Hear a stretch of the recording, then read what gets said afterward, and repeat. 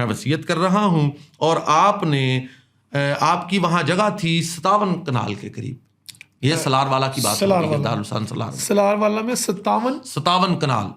کنال کے قریب آپ کی جگہ تھی، جس میں سے آپ نے 36 کنال وقف کر دی. یہ باقی جو تھی یہ آپ نے وقف نہیں کی، یہ آپ کی اولاد کو ٹرانسفر ہوئی، اور اب جیسے بھی آپ کا خاندان ہے ان کو منتقل ہوتی جاری ہوگی اسی طریقے سے ساتھ. اب یہاں یہ بات بھی اور رکھنے کی ہے کہ فقیر نے فقیری بھی کی ہے، لیکن جو شریعت کے تقاضے ہیں وہ بھی پورے، ان کو پس پش نہیں ڈالا ہے. نبی پاک صلی اللہ علیہ وسلم کے سامنے ایک صحابی نے آ کر عرض کیا کہ یا رسول اللہ میں اپنا سب کچھ وقف کرتا ہوں، سب کچھ ہی میں وصیت کرتا ہوں. اللہ آپ نے فرمایا اپنے بچوں کو کس پر چھوڑ کے جا رہے ہیں؟ تو اس لیے آپ حضور بابا جی سرکار رحمۃ اللہ علیہ جو تھے وہ تو ہمیشہ ہی سنت پر عمل پیرا رہا کرتے تھے، اور حدیث پر تو آپ کی بہت ضخیم کتاب، جس کو میں نے پچھلی دفعہ وہ کہا اس کی ضخامت بتانے کے لیے ایک مان تو کچھ لوگ پریشان ہو گئے کہ یہ بھی کتاب کا طریقہ ہے بتانے کا، تو وزن سہارا کتاب رکھتی ہے، تو ایسے ہی ہے کہ وہ اتنی ہے. باقی اس کی ضخامت، اس کے ابواب کتنے ہیں، اس پر تو کبھی پھر بات ہوگی انشاءاللہ کسی وقت کتاب العمل بالسنہ پر. تو چونکہ حدیث آپ کے مسلسل مطالعے میں رہتی تھی، سیرت پر آپ عمل پیرا تھے، سنت کے آپ تارک نہیں تھے، آپ تو مطیع السنہ تھے، سنت کی اطاعت کرنے والے تھے. اس لیے آپ نے ایک حصہ وہ رکھ دیا جو آپ کے خاندان کو اب منتقل ہو رہا ہے، اور ایک حصہ وہ قرار دے دیا جو کہ وصیت کر کے اس کو کر دیا. اور فرمایا کہ آج کے بعد میرا وارثان، جانشینان، قائم مقامان، خلفاء کسی کا بھی اس جائیداد سے کوئی تعلق نہیں رہا. اب کیا ایسا تعلق نہیں رہا؟ اب وہ اس کے مالک نہیں بن سکتے، وہ جو وقف کر دیا بس. باقی تو خلیفان ہیں، جانشان ہیں، جانشینان ہیں، وارثان ہیں، نظام تو انہوں نے چلانا ہے. یعنی اب ملکیتی تعلق کوئی نہیں رہا، بلکہ لکھا کہ آج سے مظہر یعنی خود میرا بھی کوئی تعلق اس جائیداد کے ساتھ نہیں رہا، اور باقی سب کا بھی کوئی تعلق اب اس سے نہیں رہا، اور نہ ہی آئندہ کبھی ہوگا. یہ وقف اللہ رب العالمین کی ذات اقدس کے دین کے دعوت و تبلیغ کے لیے ہے، اور کوئی غرض و غایت نہیں. تبلیغ آپ پر حاوی معاملہ تھا آپ کی شخصیت کا. اور کچھ حصے پر آپ کے کچھ معتقدین کے مکان بھی بنے ہوئے تھے، ان کے لیے بھی آپ نے فرمایا جب تک یہ لوگ دین اسلام کی تبلیغ میں عملی حصہ لیں گے وہ ان مقامات میں رہائش رکھنے کے مجاز ہوں گے. اگر کوئی معتقد، ذرا فکرہ غور کیجیے، اگر کوئی معتقد تبلیغ دین کے خلاف حرکات کرے گا تو واقف یا متولی یا انتظامیہ کونسل ایسے شخص کو اراضی زیر وقف سے اٹھانے کے مجاز ہوں گے. تبلیغ کے خلاف کوئی حرکت نہیں کرنی، تبلیغ دین کے خلاف نہیں جانا ہے، ورنہ جو لوگ اس وقت جو وقف کی گئی وہاں انتظامی ضرورتوں کے تحت بھی بیٹھے ہیں وہ وہاں رہنے کے مجاز نہیں ہوں گے. اچھا، یہ بھی فرمایا ہو سکتا ہے کہ وفات کے بعد اللہ تعالیٰ کے فضل و کرم سے اس ادارہ میں معقول آمدنی کے ذرائع پیدا ہو جائیں، تو وہ آمدنی کیا کرنی ہے؟ فرمایا کونسل بعد از تکمیل منصوبہ جات اس آمدنی کو غرباء و مساکین میں تقسیم کرنے کی مجاز ہو. یہ بھی کسی نے ذاتی نہیں کر لینا. غرباء و مساکین، بابا جی کے 3 ہی مشن تھے، اللہ کا ذکر، دین اسلام کی دعوت و تبلیغ، اور مخلوق کی بے لوث خدمت. ہر چیز اسی کے لیے آپ نے لٹا دی، خود اللہ کے ذکر میں مصروف رہے اور ساری دنیا کو تبلیغ کی، اور ہر مخلوق کی جیسی بھی مخلوق آپ کے پاس آئی اس کی خدمت کی. اور یہ ایک لمبی وصیت ہے جو بابا سرکار نے تحریراً فرمائی. اور پھر چونکہ اس وقت تک آپ کے ویسے تو 2 صاحبزادے تھے آپ کے، ایک غلام صابر تھے جو بہت بچپن میں انتقال کر گئے تھے، صحیح، اور ایک صاحبزادے آپ کے تھے میاں محمد انور رحمۃ اللہ علیہ، بہت شریف النفس آدمی، اور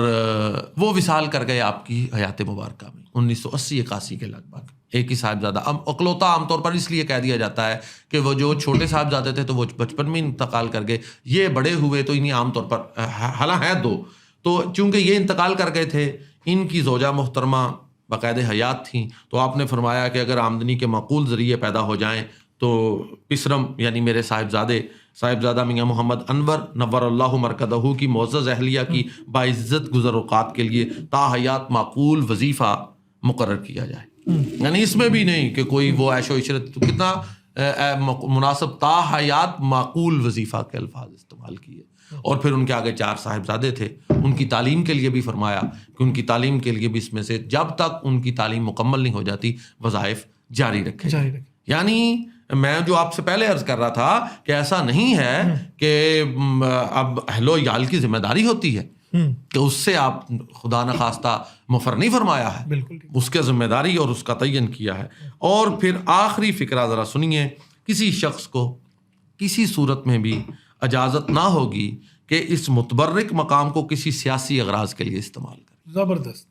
پہلی بات جو 3 باتیں فرمائیں، آخری فقرہ ہے، وصیت ختم ہونے جا رہی ہے۔ کسی شخص کو کسی صورت میں بھی اجازت نہ ہوگی کہ اس متبرک مقام کو کسی سیاسی اغراض کے لیے استعمال کرے، غیر شرعی رسومات کا اجرا کرے، شریعت سے باہر نہیں جانا ہے، سالانہ عرس و محافل کو غیر اسلامی طریقے سے منائے، مطلب کر سکتے ہیں لیکن غیر شرعی، غیر اسلامی نہیں، غیر شرعی نہیں، اجازت دے دی کہ آپ سالانہ کریں، آپ سالانہ پروگرام تو کرنے ہوتے ہیں، دنیا کی کون سی جماعت تحریک ہے جہاں پر سالانہ پروگرام نہیں ہوتے، لیکن غیر شرعی اور غیر اسلامی طریقہ کار اختیار نہیں کیا جائے گا، اور کسی بھی قسم کے سیاسی مقاصد کے لیے اس پاکیزہ جگہ کو استعمال نہیں کیا جائے گا۔ یہ وصیت 25 اکتوبر 1983 میں نے آپ کو عرض کیا کہ یہ تھی، اور اس کے گواہان تھے، پہلا گواہ تھا جسٹس الحاج محمد صدیق، یہ وفاقی شرعی عدالت کے جج تھے، بابا جی کے بہت پیارے آدمی تھے، اور دوسرے تھے آپ کے اپنے نائب اس کے گواہ میاں محمد شفیق گوندل رحمۃ اللہ علیہ، اب دنیا سے تشریف لے جا چکے ہیں۔ یہ ان دونوں کی گواہی کے ساتھ یہ وصیت اسٹامپ پیپروں پر درج تھی، ہاں جی، یہ باقاعدہ اس کی دستاویزاتی اور قانونی حیثیت ہے۔ پھر اس کے بعد